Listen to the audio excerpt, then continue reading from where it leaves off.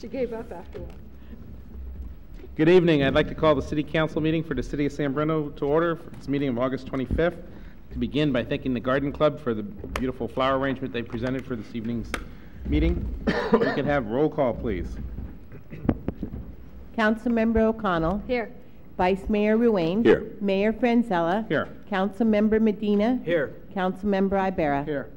If I could ask our Police Chief, Neil Telford, to lead us in the pledge, please. Allegiance to the flag of the United States of America and to the republic for which it stands, one nation, under God, indivisible, with liberty and justice for all.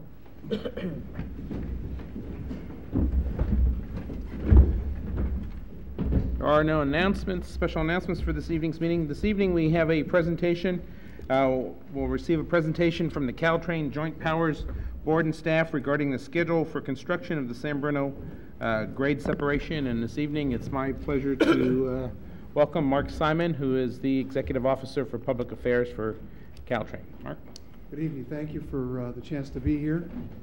I should add a personal note. I'm a former San Bruno Rotary Boy of the Month in 1969. So this is a particularly special occasion for me, having grown up and gone to Crestmore High School, and I don't know why they closed the damn place, but that's not for tonight's agenda. In November 28th, 2006, Mike Scanlon, the CEO of Caltrain, came to this city council and committed may not be the right word from your perspective, that we would begin work on the grade separation project in this town 5 years from then.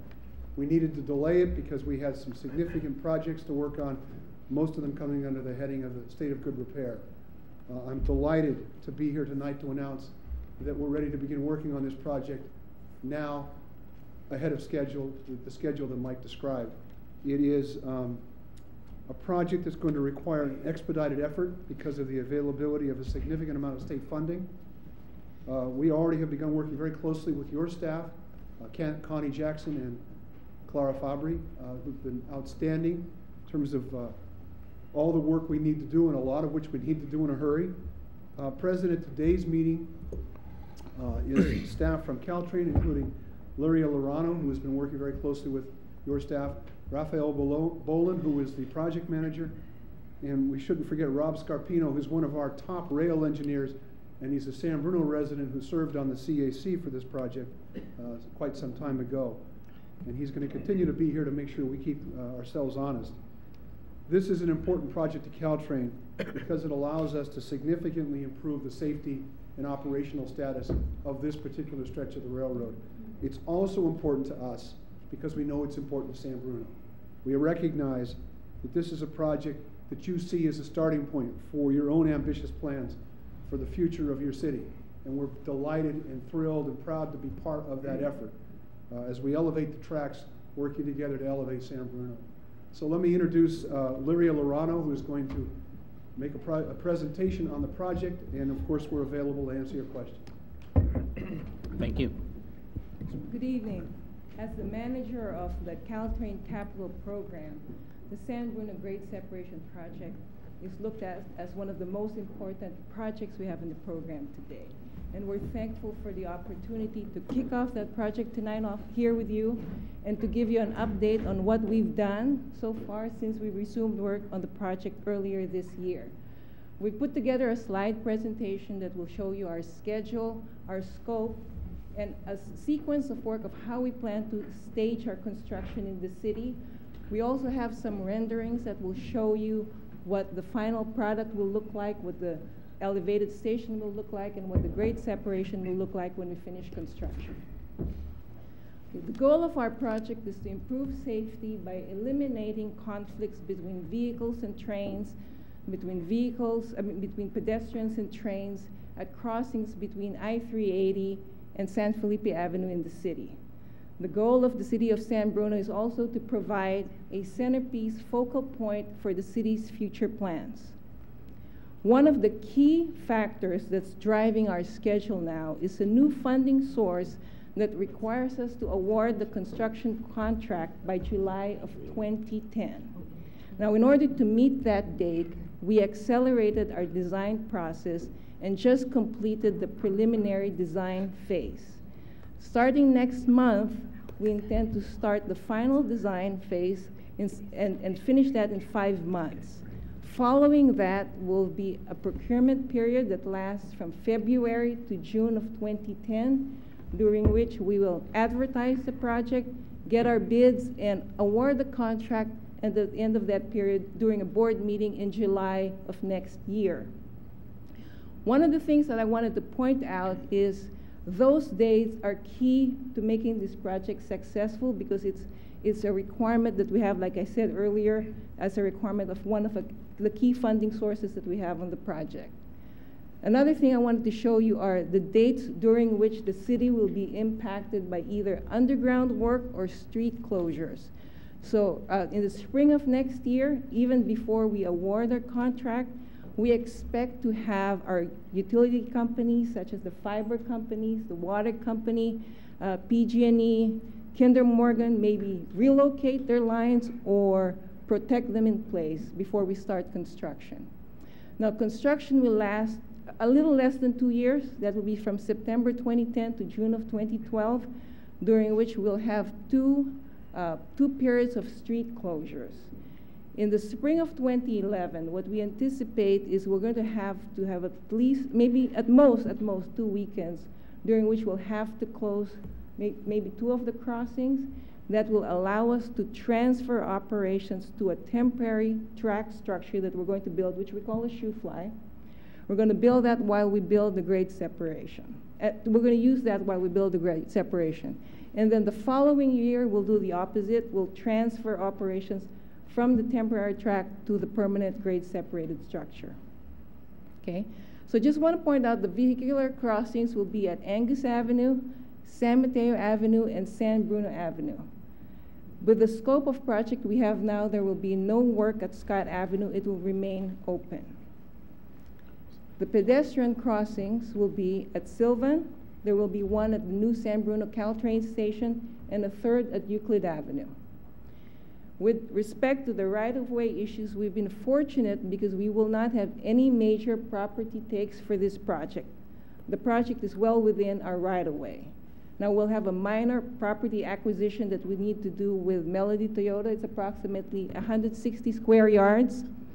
We're also going to have to permanently relocate 10 parking spaces from Artichoke Joe's, and there will be a temporary loss of parking at Artichoke Joe's due to sewer line reconstruction that may last about 3 or 4 months.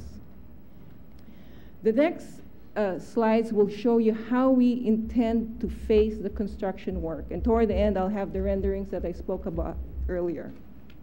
Okay?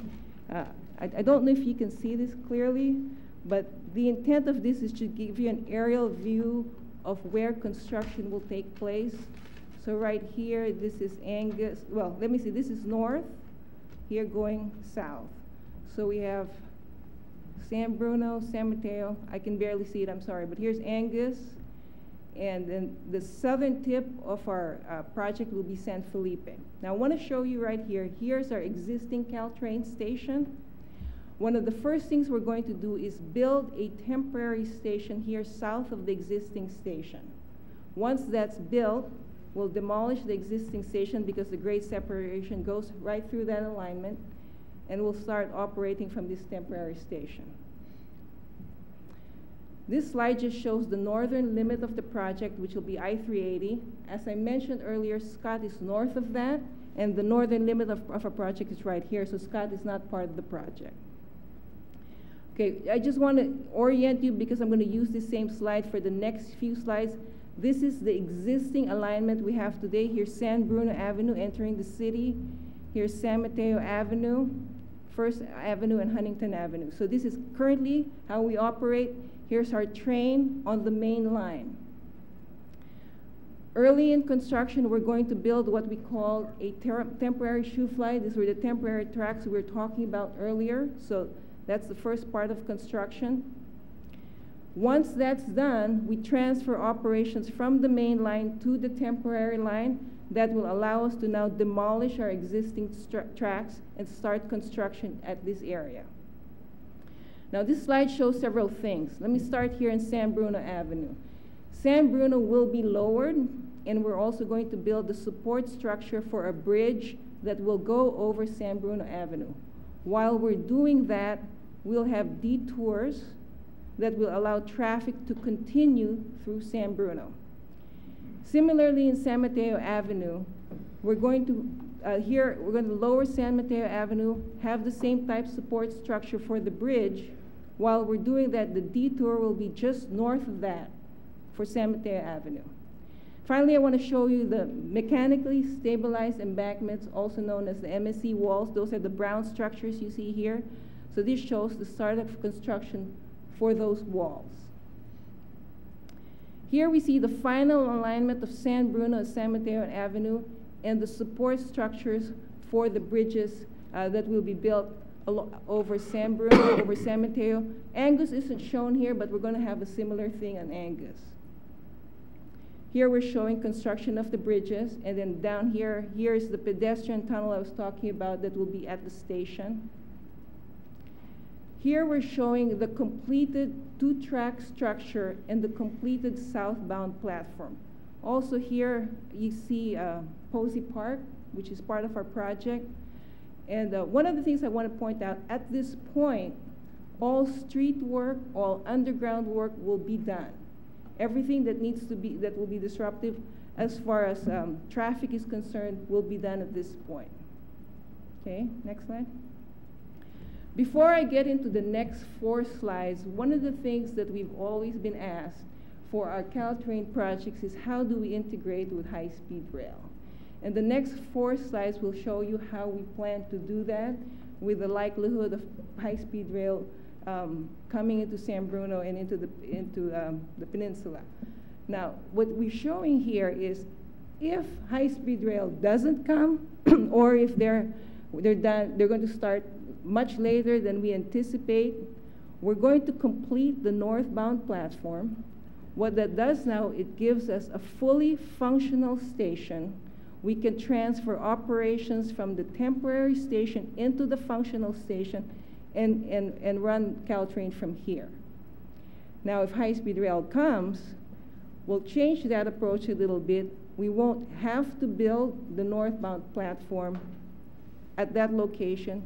We widen the tracks to now provide a 4-track grade-separated structure, okay? And then we build the northbound platform at the end of that width.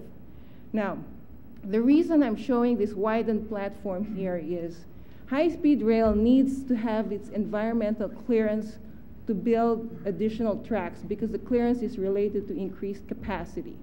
If they don't have that yet, we can widen this platform temporarily to continue to allow access to the trains.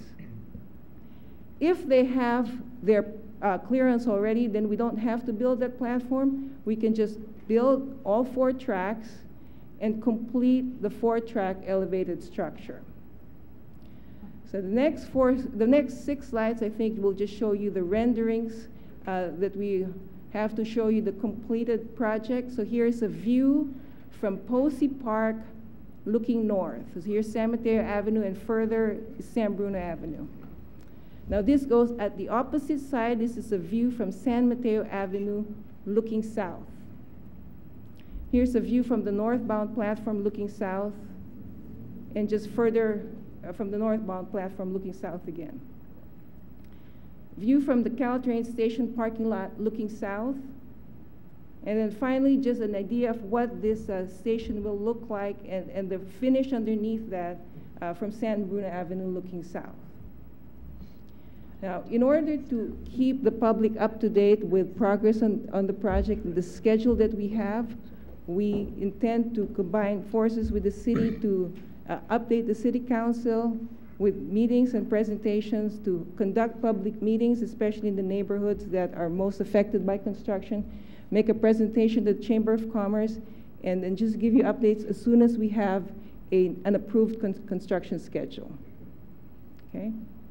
That's the end of the presentation. Do you have any questions? Any questions from council? Maybe a question for Mark.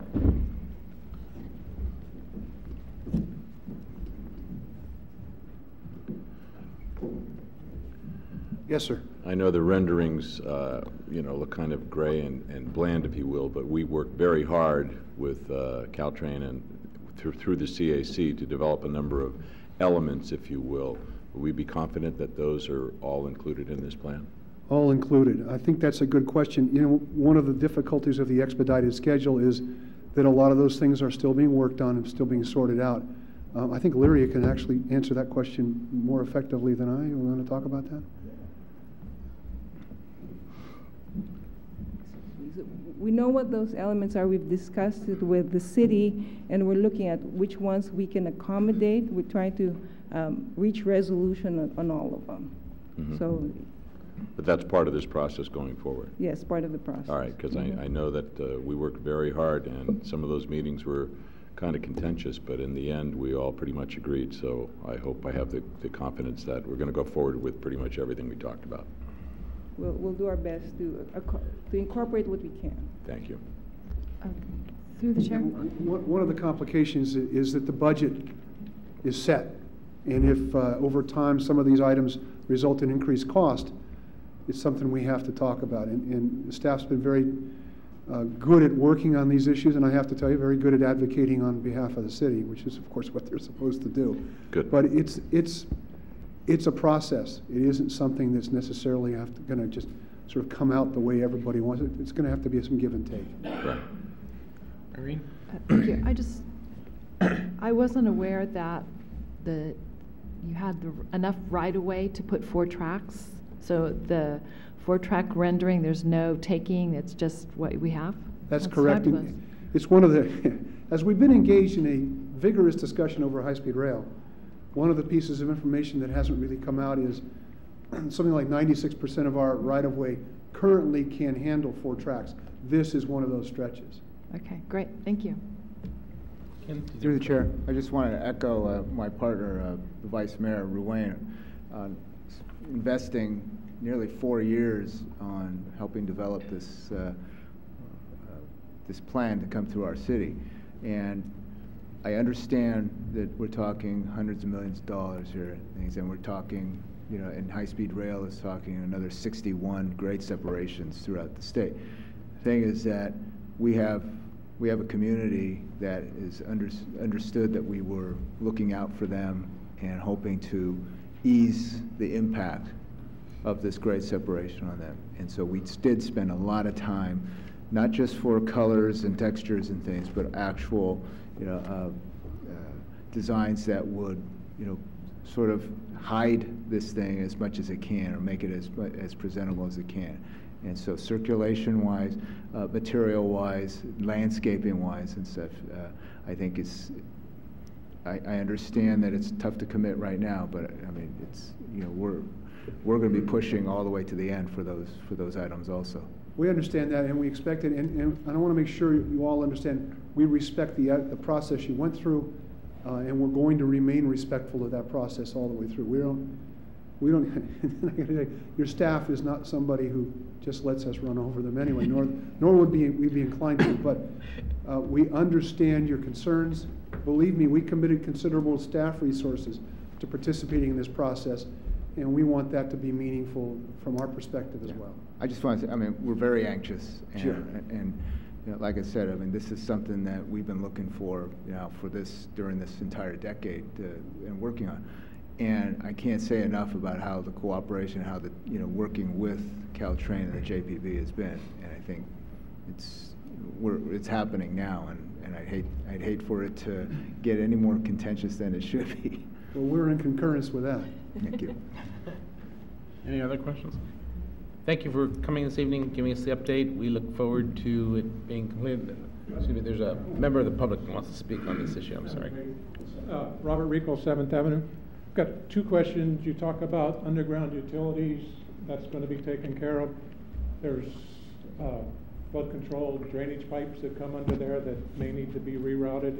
Has it been agreed who's going to cover the cost? Is the city going to cover some of that? Are you? I don't need the answers as much as it's been agreed to. And we're going to have elevators and ADA access and all to the station for.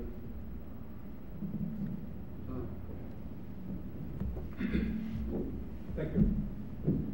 those are part of the features that we talked about earlier that we're still working on with the city. Let me just add. We can't build a station that doesn't have ADA access.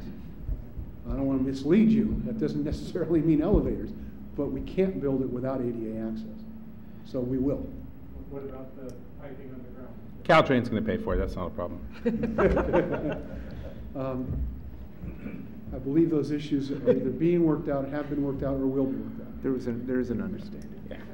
And that's another very important issue to the people of this community, to echo my other two colleagues, so put that on the list as well. Well, I believe it's on the list. Good. To use your quote, a mere elevated train won't elevate San Bruno, so we know you'll want to do it just the right way. Being the city is your alma mater, so thank you. Thank you again for coming down. I appreciate it. Connie? Mr. Mayor, I just wanted to add one of the things that I think we as a city are going to need to address in a very short period of time is our real ability to stay on this project and to keep pace with Caltrain. The schedule, as they have mentioned, is very important to them. It's of strong interest and advantageous to us now that we've waited these several years for the great separation that we had anticipated on an earlier delivery schedule. I have been clear with Caltrain that our staffing resources don't match theirs, and as much as we understand the schedule, that we may need to make some adjustments in our work priorities in order to stay up with them, and obviously it will require our continuing committed attention to deal with the numbers of issues that we expect to have to deal with.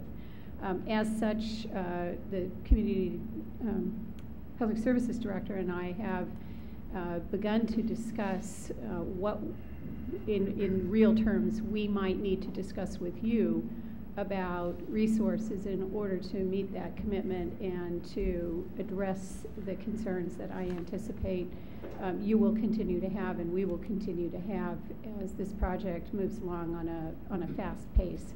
So we will be coming back to you probably at the next meeting to discuss that a little bit further. Thank you. Again, thank you for being here. Thank you for having us. Thank you.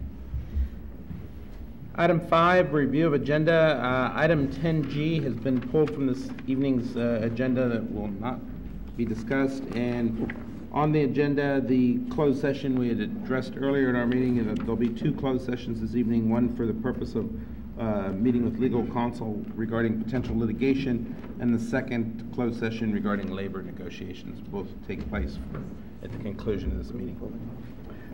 Approval of the minutes, the regular city council meeting of July 28, 2009. They'll stand approved as submitted unless there's any changes or corrections.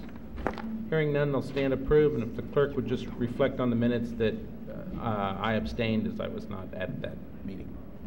Item 7, consent calendar. All items are considered routine or implement an earlier council action, may be enacted by one motion. There'll be no separate discussion unless requested by a council member, citizen, or staff. I'd like to pull 7G, please. 7G has been pulled. Any other items to be pulled? Motion to approve the review. Second. Motion and a second. Discussion. All those in favor? Aye. Item 7G, resolution authorizing the closure of 200 linear feet of Linden Avenue south of Genevieve Avenue on Wednesday, September 30th, 2009, between the hours of 2 p.m. and 9 p.m. for Marshall Realty's 50th anniversary party. Irene? Thank you. I mostly pulled it to congratulate both of you for your continued service in San Bruno. You've been an added partnership and helped with a lot of different activities and supported the Narita International Sister City program and all sorts of other things, and I just wanted to take this opportunity to congratulate you for your 50 years here and give you an opportunity to speak. Okay, thank you. I assume you've approved it already. I didn't know the vote, but that's Not right. yet. I'll make a motion. Not yet. I'll make a motion yet. that we approve it. I just want to say thank you. The staff has been very good getting this set up, and I got some more orders tonight about certain things on the street, and they'll all be taken care of, and the street will be cleaner than it was when we started. But I've been very proud, obviously, to be in business in San Bruno for this. I started when I was 10 years old, so So the 50 years isn't too bad. And I've been lucky to have people like Larry as competitors and neighbors and stuff like that in the same business. This is a great town for all of us to be in business in. Thank you very much. Thank you, ma'am. Well, with that, I move to approve. Second. Motion and second. Discussion. All those in favor? Aye. Aye. We look forward to the party. Okay. Item 8, public hearings. Hold public hearing, waive first reading, introduce ordinance amending 12.84 of San Bruno Municipal Code regulating adult businesses and massage establishments. Aaron? Thank you, and good evening, Honorable Mayor and City Council. The massage establishments are currently regulated in 2 chapters of the San Bruno Municipal Code, Chapter 4 as well as Chapter 12. The City Council has already reviewed and approved a new ordinance related to Chapter 4 and massage establishments about 2 months ago. Tonight's municipal code that is before you is within the zoning ordinance, and what the zoning ordinance does is regulates land use within San Bruno. So it says what, among other things, it says what type of businesses you can put where. And for massage establishments, the way it is currently regulated, our zoning ordinance says that all massage establishments are adult uses and therefore cannot be within 500 feet of residential districts, within schools. So they're pretty much zoned out of most land use areas other than Tanforan and probably in Town Center and certain areas of Bay Hill. So there's very little locations that they can be placed. This regulation is very similar to other regulations within California and around the United States. And because of this pretty much prohibition of massage uses within most cities, legitimate massage establishments came together and they lobbied with the state and they got a new law passed. And what that law does is create a nonprofit which will regulate massage establishments within the state of California and basically certify massage establishments within the state of California so that cities cannot put further land use regulations on them. What this does within our code and what we're coming before the City Council tonight is to say if you are a certified establishment by the state of California, you are no longer considered an adult use. So there would be an exemption within the San Bruno Municipal Code in Chapter 12 stating that. And that would allow these establishments to locate anywhere that personal services are allowed or office is allowed. So pretty much along the El Camino, within our TOD area, within our certain areas of our downtown area, they would be allowed as long as they're certified by the state. This law would go into effect 30 days after the second reading, so which would be consistent with the state law, which is going into effect in September. So I could take any questions at this time. Any questions of staff? Okay, this is a public hearing. Any members of the public want to address the council? This is on. Mayor Friend. And I just need you to state your name and street name for the record. Okay, Councilman, I'm Mike Loy. I am a parent of a daughter who lives in San Bruno. I'm running for San Mateo Union High School District trustee. One of my goals is to increase and continue conversation with the school or the cities in our area. One thing that might be coming up sometime if I get elected, and it'll be the property at Crestmore. And I hope that something like this would, we wouldn't pass it, all outright. It would be conversations between the cities and the trustees. So, thank you. Thank you very much. Any other members of the public wanting to address the council? Okay. Seeing none, is there a motion to close the public hearing? So moved. Second. Motion and a second. Discussion. All those in favor? Aye. Aye. On the question? Any discussion from council? Motion to waive the first reading. Second. Motion to waive the first reading. Second. Any discussion? All those in favor? Aye. I'd like to introduce the ordinance for adoption. Okay, roll call, please. Vice Mayor Ruane. Aye. Councilmember Medina. Aye. Councilmember Ibera. Aye. Councilmember O'Connell. Aye. Mayor Franzella. Aye. Thank you. Item 9, public comments for items not on the agenda. It's the council's policy to refer matters raised in this forum to staff for investigation and/or action where appropriate. The Brown Act prohibits council from acting or discussing or acting upon any matter not agendized pursuant to state law. Is there anyone wishing to address the council on something not on the agenda? Okay, seeing none, we'll move on to conduct of business. Item A, receive oral report on November 3rd, 2009 election. City Clerk. Honorable Mayor and Council, on July 13th, the nomination period was opened for the following offices: Mayor for 2 years, Council Member for 4 years with 2 positions, City Treasurer 4 years, and City Clerk 4 years. The nomination period closed on August 7th for all of the offices except for the Mayor. Because Mayor Franzella is not running for re-election, this nomination period was extended until August 12th, just for the mayoral position. The only papers received for the offices of council member were from incumbents Ken Ibarra and Rico Medina, the City Treasurer office, John Marty, and the City Clerk office, Carol Bonner. The office of mayor had 2 candidates on the final filing date, Jim Ruane and Miguel Arahu. This election will take place on November 3rd, 2009. The transit occupancy tax measure will be placed on the ballot as Measure F, and an argument in support was filed on August 14th, and the attorney's impartial analysis was filed on August 24th. There were no opposing arguments. Can I answer any questions? Any questions of the clerk? All right. Not. Thank you for the update. We'll move on to item B, adopt resolution authorizing the city manager to execute construction contract with Tucker Engineering for the Rosewood Madison Slope Stabilization Project in the amount of $341,050.96 and approving construction budget in the amount of $395,000. Mr. Davis. Honorable Mayor and Council, thank you very much. Tonight I'm before you to recommend award of a construction contract for grading restoration behind properties on Madison. On the screen is a location plan that shows the work that's proposed. The work will take place on a city-owned parcel that's completely surrounded by other private properties. All the work will be on city's property, but we do have access agreements with adjacent property owners so that we can do the work. We went through the bid process and prepared plans and specs and went out to bid, and we had a good response. We had 9 bidders who submitted proposals.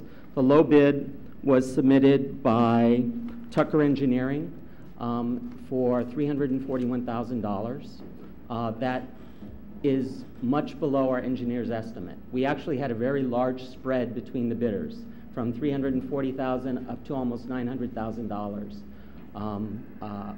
But we had several bidders that were in the low range below our engineer's estimate.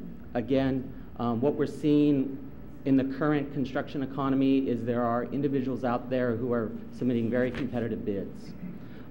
This project, as I said, would involve the removal of material that's been deemed as unstable, installation of grading or of drainage improvements, replacement of the soil with strengthening in there, totally compacting, and hopefully solving the weakness that we have discovered at this location.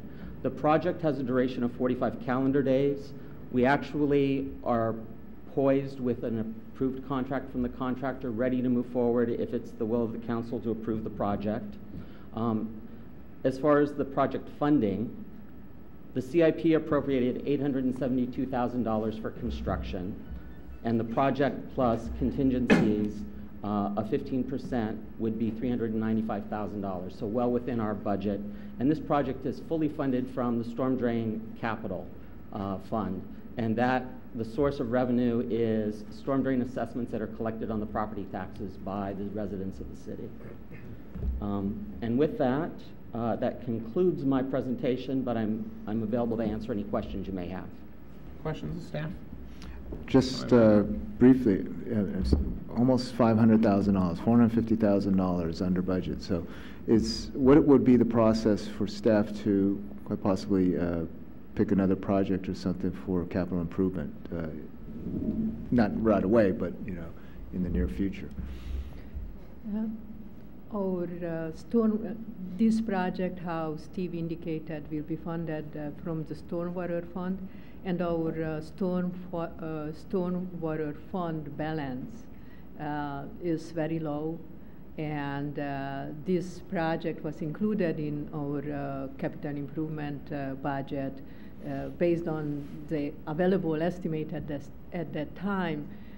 But if the project cost will be less, our recommendation at this time would not be to take on additional project, but to consider all of the available funding as part of our stormwater management plan, which will become before you sometime next year to make some broader policy decision what would need to happen with that fund. I'm sure we'll spend it. Other questions? Action from council? Through the chair, Yes. adopt the resolution. Roll call, please. Councilmember Ibera. Aye. Councilmember O'Connell. Aye. Councilmember Medina. Aye. Vice Mayor Ruane. Aye. Mayor Franzella. Aye. Item C, adopt resolution authorizing city manager to execute a contract amendment with North Coast Water District for use of a city facility at Sweeney Ridge in the amount of $1,800 per year.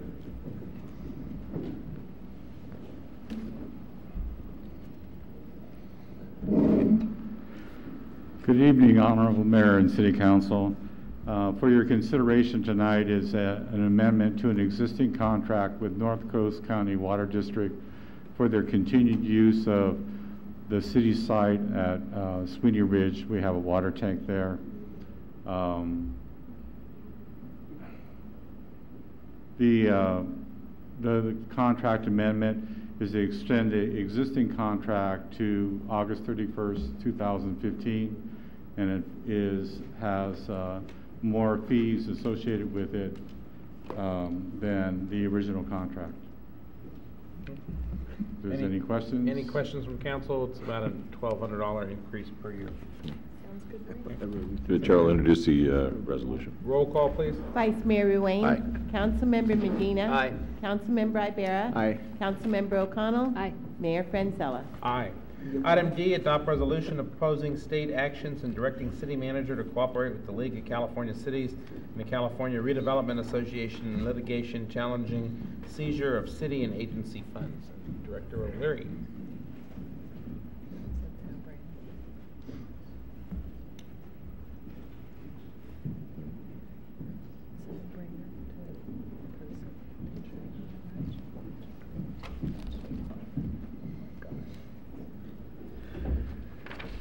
Mr. Mayor, members of the City Council, at the last meeting in July, the city manager and I briefed the council on both the state budget and the impact that the state budget, as it was approved by the legislature and signed by the governor, would impact cities, including San Bruno. The information that was provided to you at the time has borne out over the last month to be highly accurate. Unfortunately, as far as there being some significant impacts on both cities and redevelopment agencies in California. At that time, a month ago, was mentioned that there are really two impacts foreseen on San Bruno. The first impact is a borrowing by the state of city property tax funds that is anticipated to amount to about $829,600 will be borrowed from the city in 9-10 for a period of 3 years. In addition to that, the redevelopment agency is anticipating a loss, and this would not be a borrowing but merely a taking, of just under $2 million. $1,989,000. In looking at the property tax, and I think have to admit that the state has taken actions to probably minimize this borrowing, and in part this is because of the actions of the League of California Cities and the actions of all cities with the passage of Proposition 1A a number of years ago that did in fact put limitations on funds that the state could take from cities. So the legislature anticipates taking about 8% of the property tax from each of the cities. And what the slide here shows is amounts that we have received in 08-09 and the amounts that were budgeted for 9-10, both for property tax accounts, which include secured and unsecured. But the way the State Department of Finance is defining property tax, it also includes the sales tax in lieu monies and the VLF in lieus. In our books, when we record sales tax and VLF in lieu, even though it comes in the form of property tax, we actually record that as sales tax because that's what it is. And VLF, we record the in lieu as VLF, and that's the proper accounting for that. It was actually accounting white paper that says that's the way that's to be shown on a city's books. However, the state is saying, well, it's coming to you in the form of property tax, so it's being part of the base for the 8% calculation. So the intent of the state is on the two payments of property tax that we receive in December and that we receive in April, about $415,000 will be retained by the county and ultimately by the state of that property tax payment. The legislature, when they did approve the budget and the trailer bills that came after the budget, have set up a program that would allow what is being called a, for some reason I always want to say the wrong word here, the securitization program that would actually allow through a third party agency that is really affiliated with the League of California Cities and the Association of Counties, California Communities. California Communities will actually is setting up a program that would allow bonds to be issued, sort of like revenue anticipation notes, that would bonds would be issued that would allow the amount of monies the cities are to receive to actually receive that money from the proceeds of these bonds, and then the bonds would be paid back through the repayment that the state would be making, and rather than repaying us if we participated in that program, the repayment would be made to the bondholders. So there's a program that is evolving that would, in a roundabout way, allow us to get what they're projecting to be 100% of our money actually ahead of schedule. We would get it by the end of November if this process worked, rather than the two payments in December and April. It is that is still being developed, and the action of the resolution is both to have the council on record opposing the state takeaways, but also giving direction to the city council that should there be legal challenges to both the property, either the property tax take or the redevelopment, that it would be the position of the city council that the city should be involved and participating in those challenges. At this point, the League of California Cities, to my information, is not pursuing any legal action related to property tax, because if this securitization program works, there's really no loss to the city. But that, again, will be forthcoming probably in the next month.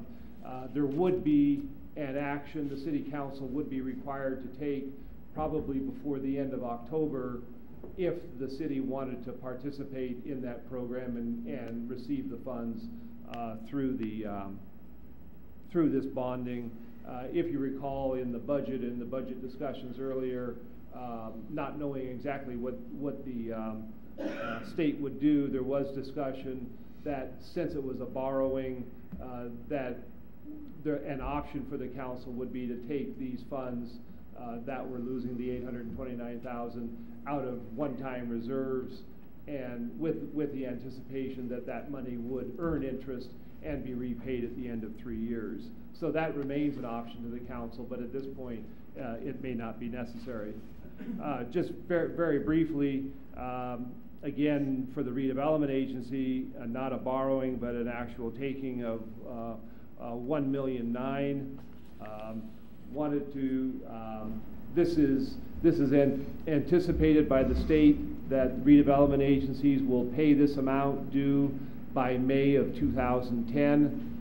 So it will require ultimately a council appropriation of this money that would allow us to, in fact, transfer this money and to pay it from the state, or to the state. Did want to just point out what you have in front of you is really the 9-10 revenue and expenditure budget for the redevelopment agency operations. The loss, or the $1.9 million, is actually being calculated on tax increment that the city received in 06-07, but it is on the gross revenue that we're receiving prior to any low and moderate income housing calculation. But the payment needs to come out of the redevelopment operations. You can't use any housing money. If you did, you'd have to pay it back. If you didn't pay it back, there would actually be a death penalty for the agency. So it can't come out of housing. But what I wanted to point out in looking at the redevelopment agency budget for this year, you can see that $1.1 million goes directly to operations. Our obligation for pass-through payments, including basic aid, is $2.9 million. Our debt service for the Police Plaza is $648,000. The interest payment to the general fund is $200,000. Transfer to capital projects in this year's budget is $100,000. If the state, and when the state takes $1.9 million away, this year the redevelopment agency will be in a deficit of $41,000. So it is not looking at this year and saying that the state is taking excess money or free money. In fact, their taking will, for this year, put the redevelopment agency in a deficit. So it is a significant take as the agency is considering the implementation and the final transit corridor plan and some of the interests that the council has, potentially even around grade separation or the vision. This is a significant taking from the city, and that is in fact subject of legal action. Just point out very briefly, a similar taking by the state in 08-09, or a similar attempt by the state was found unconstitutional by a Sacramento Superior Court. The state changed the wording slightly and is directing the money towards schools in the redevelopment in the redevelopment area. I mean, that's a pretty flimsy restructuring in order to get directly around the court ruling. So the California Redevelopment Association is pursuing and gearing up for legal action against the state that this is clearly an unconstitutional taking, and that is something that I believe will proceed. Through the chair, just so I'm clear, the tax money they're taking will be in fact repaid one way or another within 3 years. No. The property tax. The property is tax. A borrowing. That's right. Correct. That's a borrowing, right, from an entity that doesn't have it to borrow to lend. But this redevelopment, that's gone. That's gone. The anticipation is this year they would take $1.7 billion from agencies, and next year they would take $350 million from agencies. it would be my personal view that if they get away with taking 1.7 this year, that 350 million next year will be a much bigger number. So the significance of this is not a one-time event, and so the long-term impact on redevelopment agencies has the potential to be significant. Just to add briefly to what the the Administrative Services Director has articulated tonight, we're asking for your continuing authority, as I believe that we have perceived or received it in the past, to continue our efforts to engage with the League of California Cities as well as the California Redevelopment Association to stay vigilant as a matter of policy, that these kinds of raids on basic city resources are completely unacceptable. And we would continue to advocate that, again, in coordination with the legal actions that are anticipated through the California Redevelopment Association, as well as any continuing advocacy at the League of California Cities. That said, as the Administrative Services Director has articulated, we anticipate that this type of action will continue, and I think we have kind of a double-edged sword situation in that the state has demonstrated, in my opinion, its clear inability to address its own budget situation. And while the state legislature and the governor have found a deal to sign off on, it is by no means a solution to the state's much more serious budget challenges. So on the one hand, this occurring presumes or anticipates that it will continue next year. On the other hand, if the litigation by the CRA is in fact successful and the state is precluded from taking the redevelopment resources, we should not kid ourselves. They have no alternative. There is no plan B in order to take care of the state's continuing serious budget problem. So I guess that's meant only as a word of caution and a reality check that this is an issue that is going to continue to challenge us and other cities up and down the state into the future. The Administrative Services Director mentioned that in the slide that you have in front of you, and I just wanted to note, if nothing else then for public information, that we make a very substantial subvention or pass-through payment of redevelopment tax increment resources that at least initially come to the city via redevelopment law and the establishment of our redevelopment agency. The $2.9 million is not only a big number, but as Jim indicated a moment ago, it includes not only pass-throughs that are made on a formulatic basis to all of the taxing entities within that would otherwise receive taxes, property taxes within the redevelopment project area.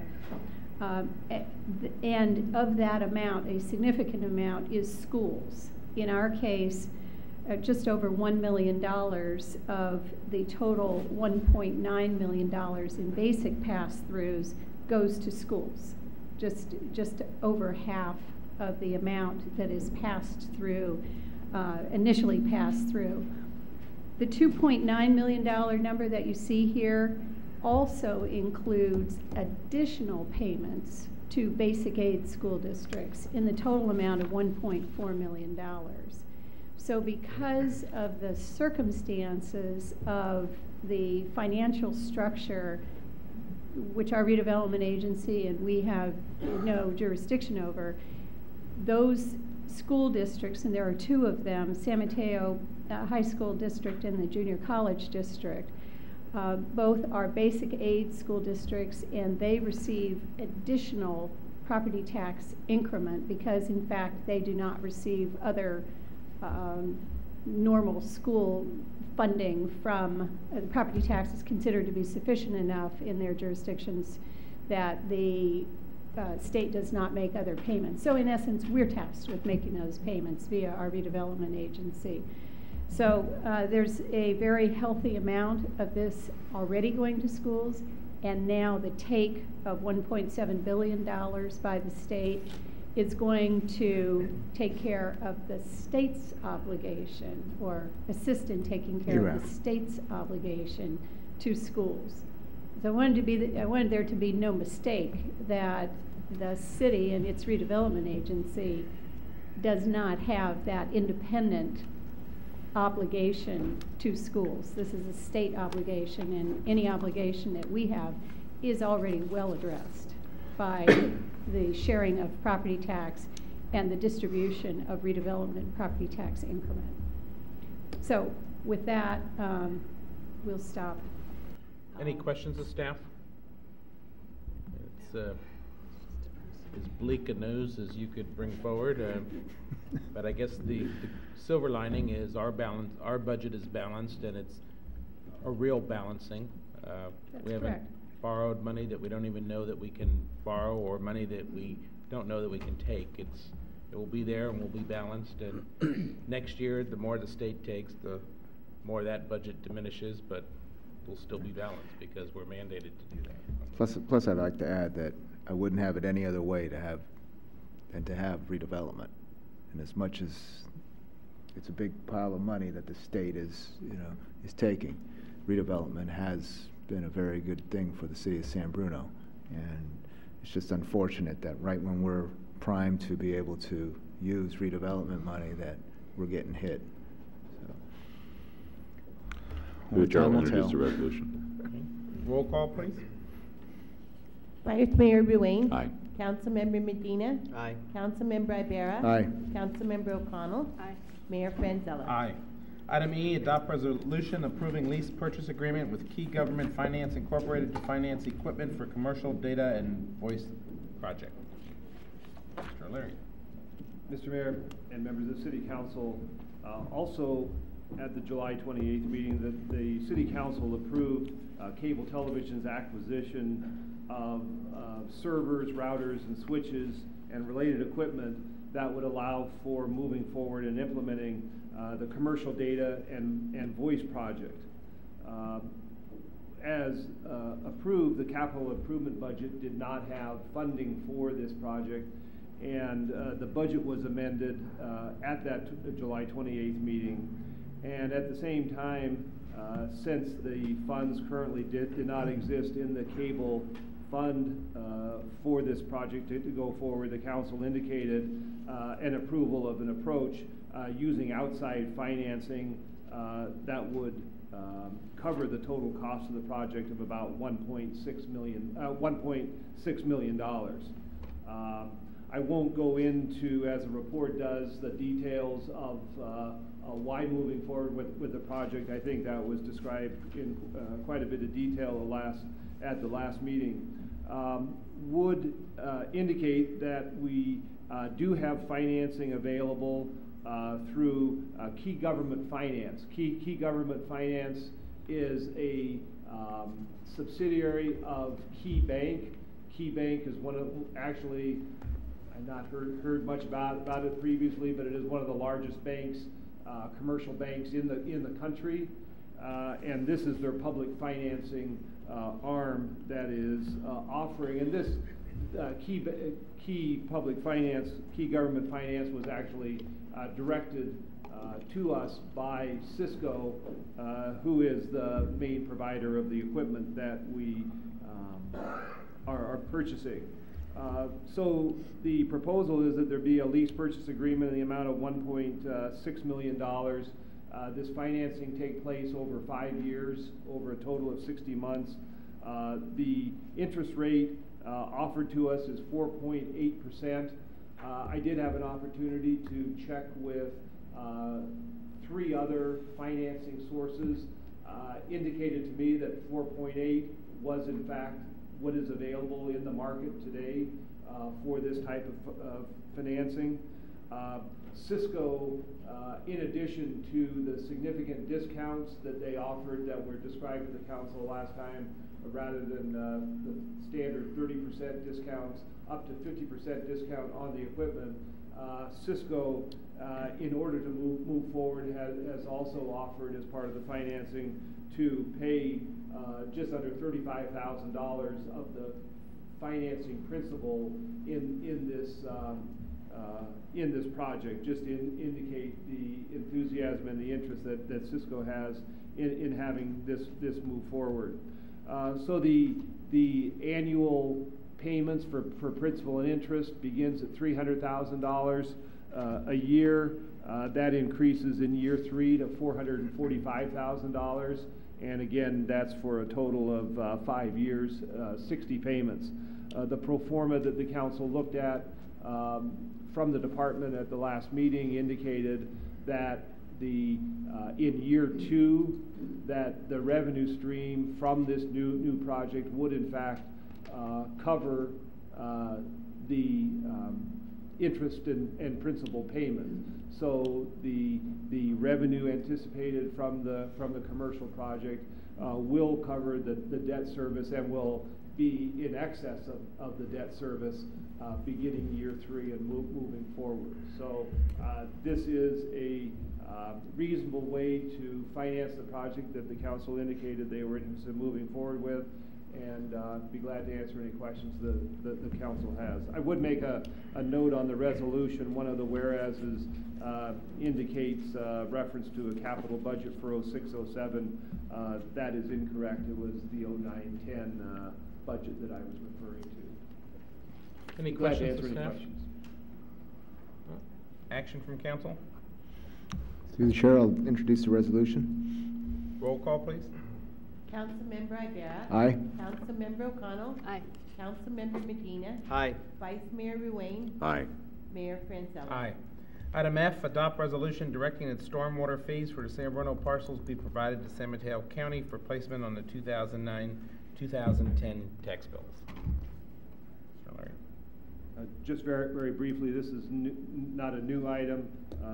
The San Mateo County for the last 13 or 14 years has placed the city's stormwater fee on the property tax bills that residents will begin to get in October. The county does require authorization from the city council to actually place these on the bill for every year up until now.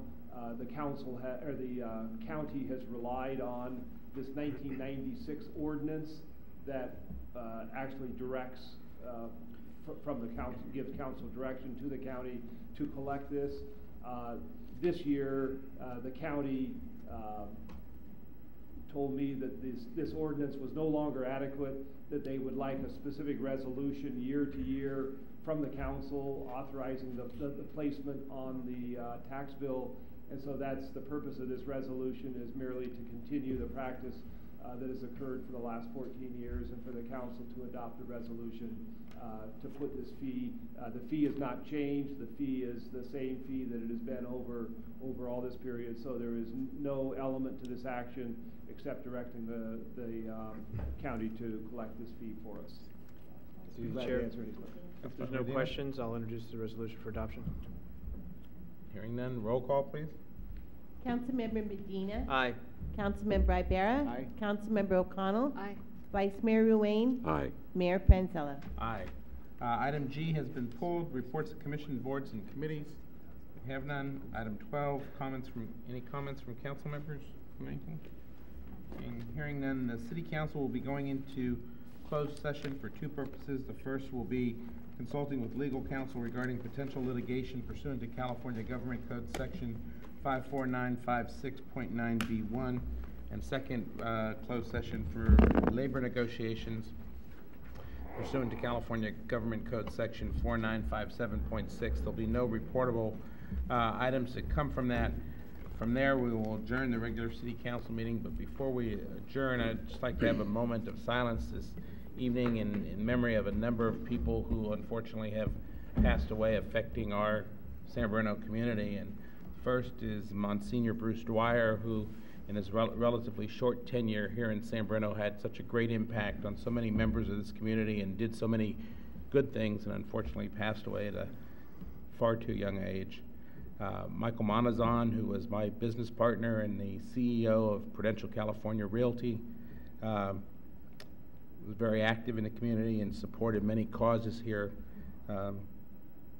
Fortunately, a member of our own San Bruno family, Stephen Hart, community service officer who's been with the city of San Bruno since November 2008, passed away. And a long-term active member of the San Bruno Senior Center, Ann McKinney, who donated many, many hours here, passed away. So if we could have a moment in silence of all of these people that have touched so many lives in San Bruno.